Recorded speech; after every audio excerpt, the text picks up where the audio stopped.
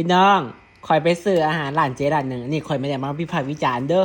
แต่คอยอยากจะบอกว่าอาหารเจมันไม่ได้แพงเลยเด้อพี่น้องต้นวัตถุดิบมันไม่ได้แพงขนาดนั้นพี่น้องดูนี่แกงถุงละ35 บาท30 บาท35 บาทเนี่ยดูเฮ็ดมันไม่ได้นั่นเลยเด้พี่น้องเนี่ยมีแค่นี้เองพี่น้องถุงละ35 บาทเด้อพี่น้องเด้อเจ้าขายของแบบนี้เจ้าจะเสียลูกค้าเด้อพี่น้องเด้อประมาณนี้เด้อพี่น้องโอ้คอยกระซื้อแค่ครั้งคอยก็เป็นลูกค้าหลายรอบได้เป็นลูกค้าประจำเด้อาจจะเป็นเพราะว่าเปลี่ยนคนตักหรือเปล่าคนมาช่วยงานเยอะคนมาช่วยเยอะอะไรอย่างงี้นะแต่ว่าอยากจะแบบเนาะถ่ายเด็กมาช่วยช่วยงานเนาะประมาณนี้นะในศูนย์ปฏิบัติธรรมของเราเด้ออะไรก็ช่างนะพี่น้อง